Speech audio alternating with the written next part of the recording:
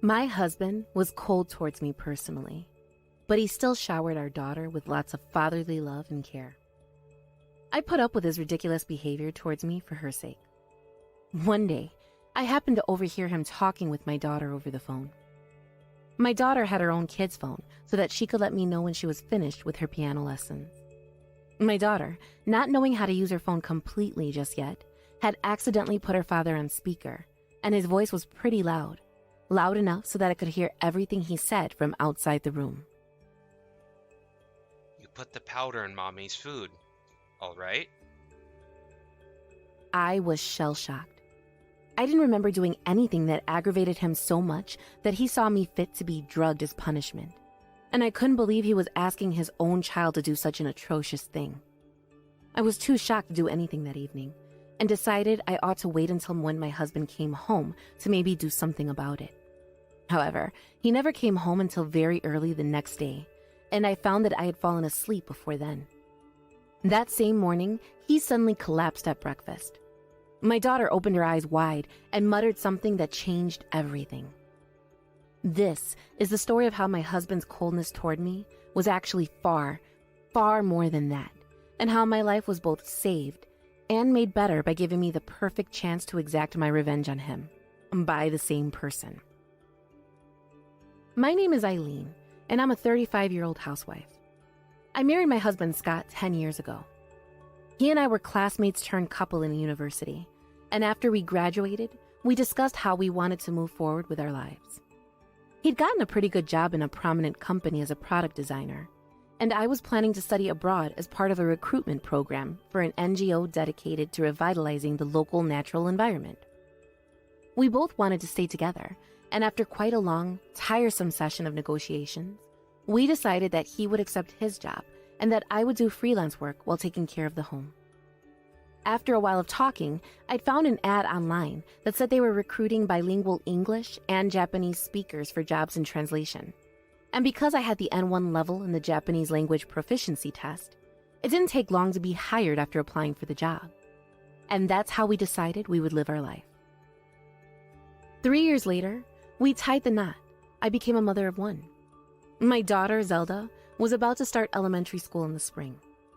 She had been begging to start piano lessons this spring vacation, so I gave her a kid's cell phone as a birthday present so that she could be in touch with me before and after her lessons.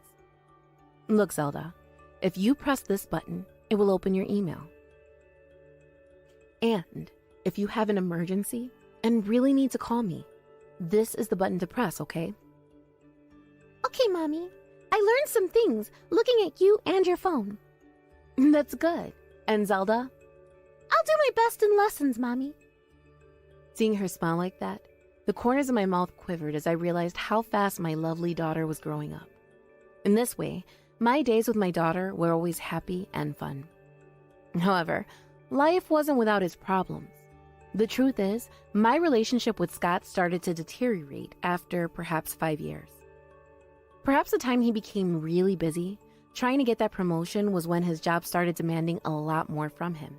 He had been under a lot of stress at work for years, and he had been acting cold to me more and more. Hey, the house is a mess. What's the point of your being a housewife, eh? You've been slacking off anyway, haven't you? That stupid freelance job is taking you away from your real responsibilities. You're so useless, you stupid bitch. These were the kinds of words I heard come out of his mouth every day. I began to see glimpses of Scott's inherent arrogance, and he stopped saying kind words to me altogether. I felt as if he had completely lost interest in me. In addition, during more recent months, Scott had been going out for drinks with his work colleagues and coming home very late a lot more often. In the beginning, I used to complain about him eating out pretty constantly. We had a tradition that dinner would be eaten together as a family every night, and him being away when he didn't have to made me feel like he didn't care about Zelda anymore. But over time, I grew used to it, mainly because I could enjoy eating dinner with my daughter without him saying his usual negativity, and I was totally fine with that. When I told the story to my friends, who were mothers of children from Zelda's class at school, they unanimously told me to get rid of such a pathetic excuse of a husband. Under normal circumstances, I would naturally oblige. Such a husband would be better off done and divorced more than anything else. However, I could not break off the relationship with Scott so easily. And that was because even though I did say he was so cold towards me, he was very affectionate and caring towards Zelda and seemed to care for her very much. Hey, sweetie, are you working on that workbook I bought you for spring break? I finished all of it, Daddy. Oh, really? Dang, you finished it so quickly. That's great. Zelda, I'm really proud of you. Here, I bought you one of your favorite chocolates as a reward for a job well done. Zelda seemed to love her daddy very much, and that's why I put up with my husband's cold attitude. As long as my daughter was happy, it didn't matter to me. One day, after I finished dinner with my daughter without my husband, who was still working at that point, I was going to the balcony to take in the laundry to fold it. Zelda's room was situated between the balcony outside and the living room, and just as I was about to walk past her room, I heard some kind of conversation coming from her room. It sounded like she was on the phone with someone. From the way she was talking, it sounded like her daddy was on the other end of the line. I wondered why he was calling her at this hour. I did mention he was working late. Perhaps he had something urgent to tell her. I stopped in front of my daughter's room, a little curious. I had told my daughter to text me when her lessons were over, but I had not seen her use the phone very often. So I guess she wasn't used to using it. She had accidentally had Scott on speakerphone, and his voice was pretty loud. Loud enough so that I could hear everything he said from outside the room. Then, suddenly I heard my husband's voice in the phone, blaring out even louder. Daddy, what's going on?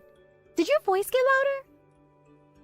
No, it's not louder, sweetie. That's weird. That is weird.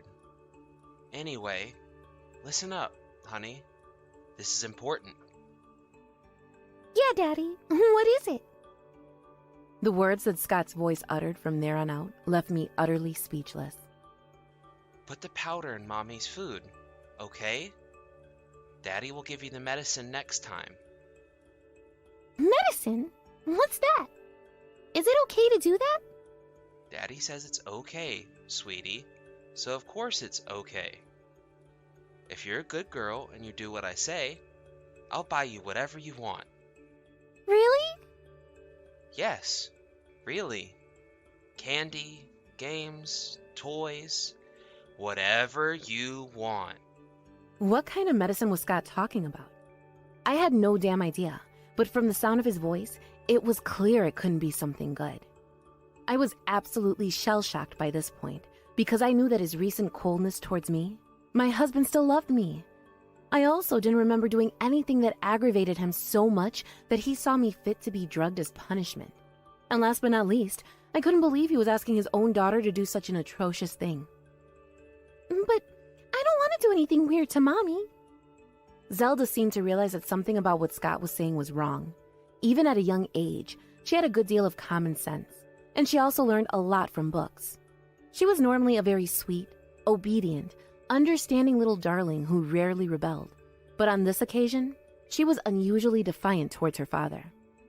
I could feel the tension in my daughter's voice, but Scott paid no attention to that. If you don't listen to me, I'm not going to buy you any more candy and chocolates. And I'm going to take your phone away, too. No, I don't want that. Well then, be good and do as I say. But I don't want to put medicine in Mommy's food either. And so the exchange went on for a painfully long time. Zelda's voice grew increasingly tearful. I couldn't bear to listen anymore, nor could I let her father put her through this emotional trauma. I put my hand on the doorknob of her room, and that's when it happened. Oh, forget it. What a pain in the stupid ass. I'll do it. I heard my husband yell. Oh, okay, Daddy. But you have to promise me that you won't tell Mommy or anyone else about this. You understand? Yes, Daddy, I promise. Okay. Good girl. I gotta go now, sweetie. Good night. Sleep tight. And don't let the bed bugs bite. Then I heard a beeping sound that told me the call had ended. I was so shocked that I didn't move for a while. I was about to open the door, but when I thought about it, I didn't know what to say to my daughter in this situation at all. It was late anyhow, so I decided to spend the night thinking about the situation, and by the next morning, I would definitely calm down and talk to Zelda. But first, I thought I should ask my husband about the phone call. That's what I thought. I waited for him to come home that night, thinking about everything that had transpired mere minutes earlier. I was honestly fed up with his attitude by that point, and that he was trying to kill me with these drugs of his was quite literally the last thing I expected. I didn't remember him being so malicious in the near 15 years I'd known him. Not once did he get violent with objects around the house. Not once did he ever hit me or anyone else. And not once did he ever raise his voice to children in general, Zelda especially.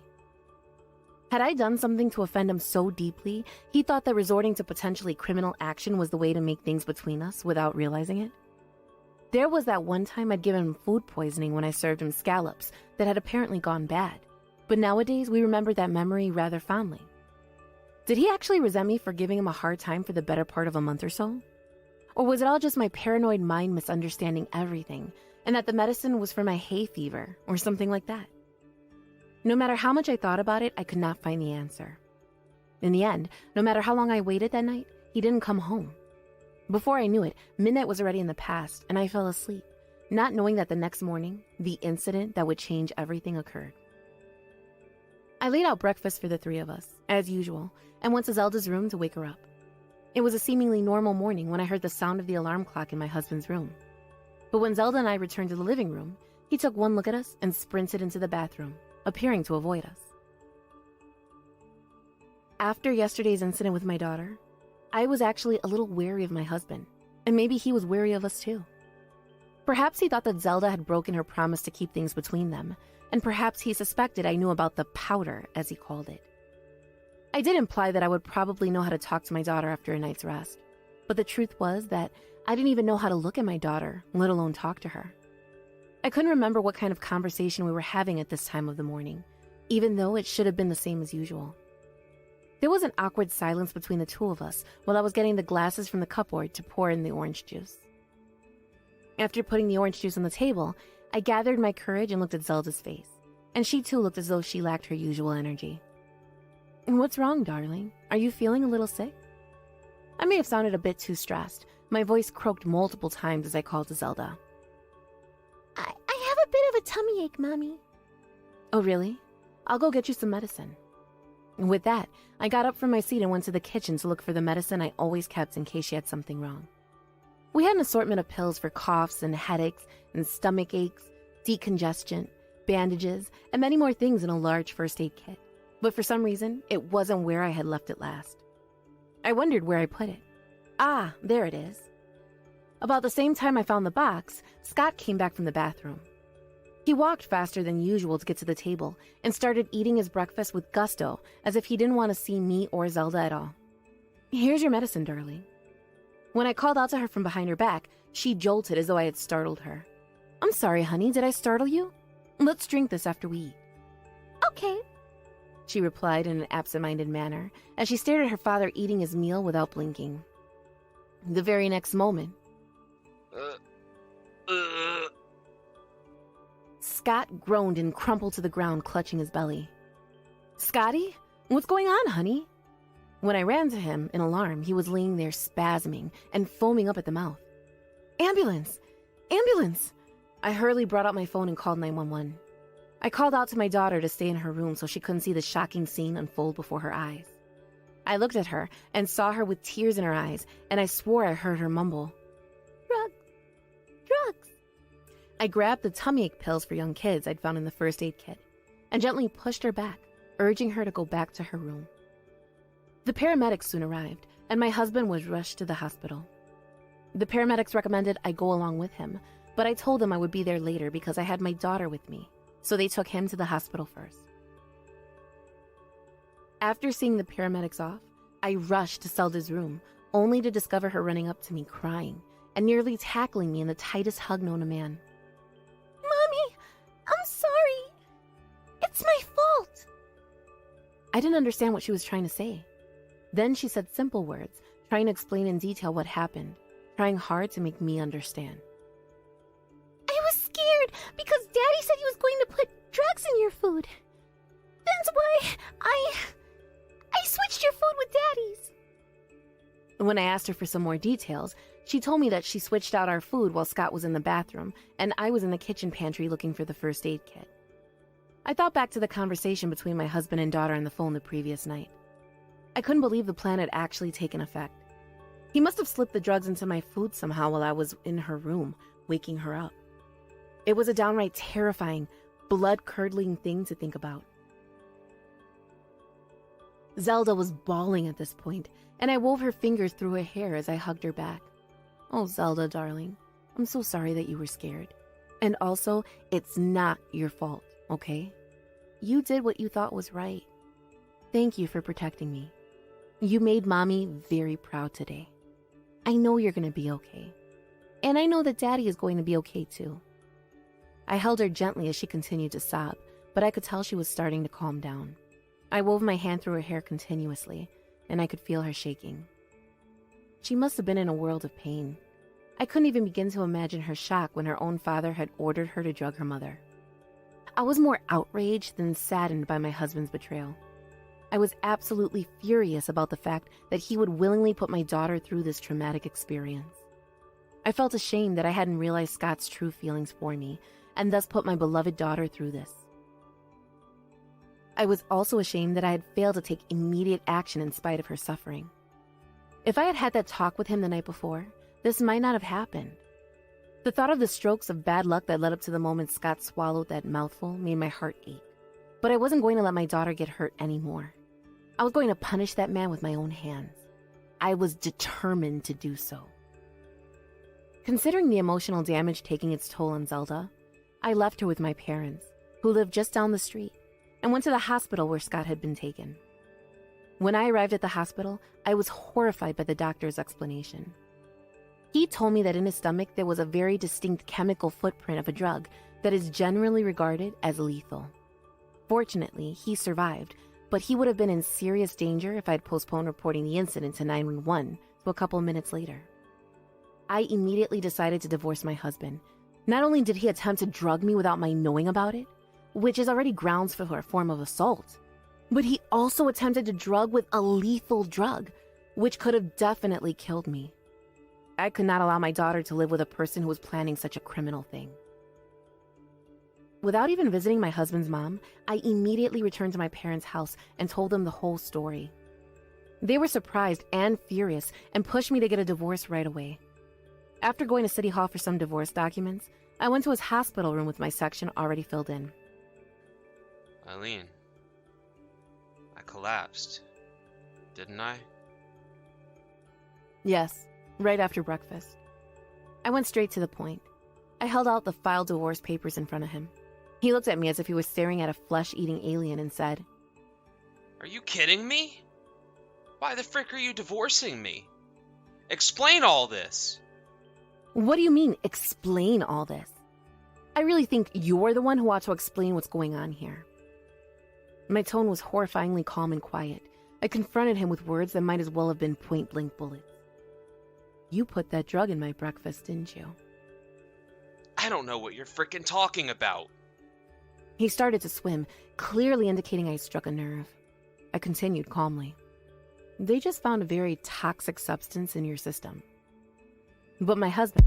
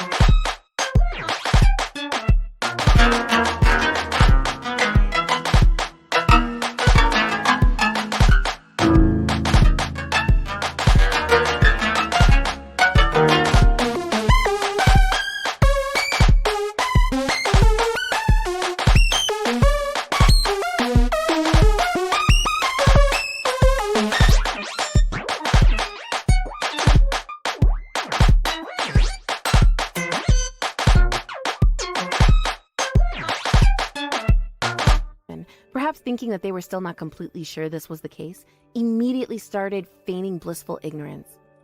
What are you talking about? I would never do such a thing. And above all else, why in the world should I fall ill because of it?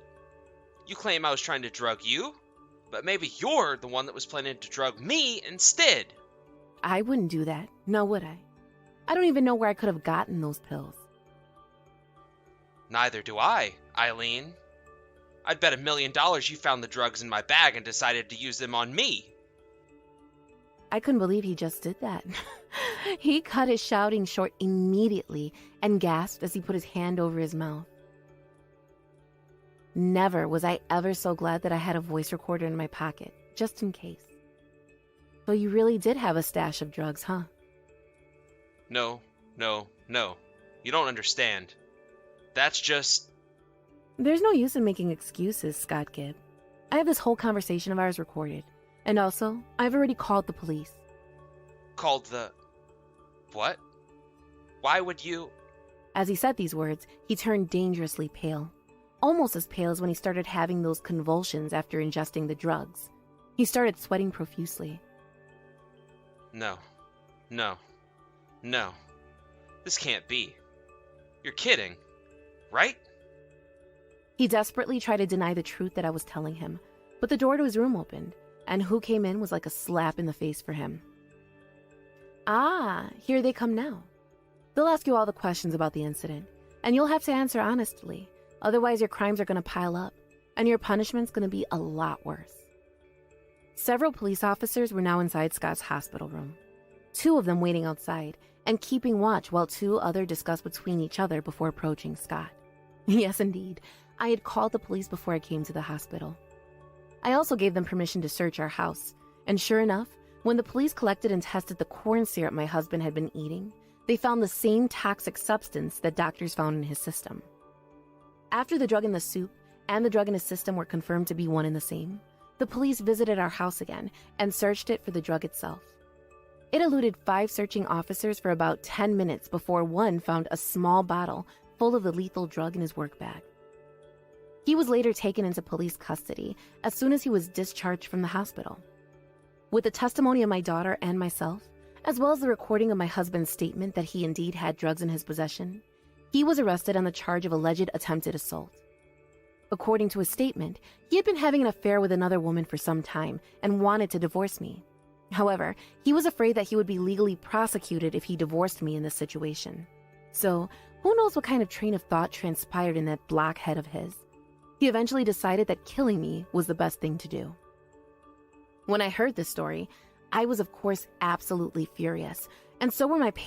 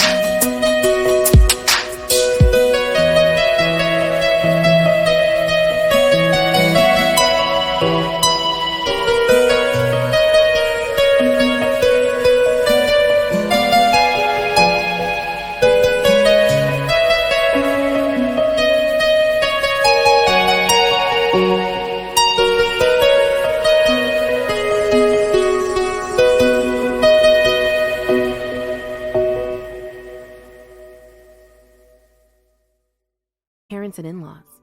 And the fact that he was trying to pin the crime on his own daughter by trying to persuade her into drugging me is something that no normal human being would ever do. My in-laws went to my husband, who was in prison after being found guilty before a jury, and severed their ties to him. I, of course, divorced him and filed for alimony against his affair and child support for Zelda. And, of course, I also filed a claim for alimony against the woman whom he was having an affair with. My ex-husband has been sentenced to prison, and he won't be out for a long time. But when he does, I arranged for a restraining order, legally forbidding him from contacting me and my daughter. After the whole nightmare, Zelda and I fled home and ran away to my parents' house. For a few weeks after the incident, my daughter was completely depressed. But in April, when elementary school started, she seemed to have made some new friends. And nowadays, she often shows her smile again, to my great relief. Hey, Mommy! Today I played the piano in music class. And Miss Mana praised me, and so did my friends. That's awesome, darling. That's so cool. I want to get better and better at the piano. All right, then. Let's work on that together. When I now see her smile, her immeasurable heartbreak notwithstanding, I'm very determined to take responsibility to heal her heart with my own hands and do what I can to give her life as devoid of stressful things as I can.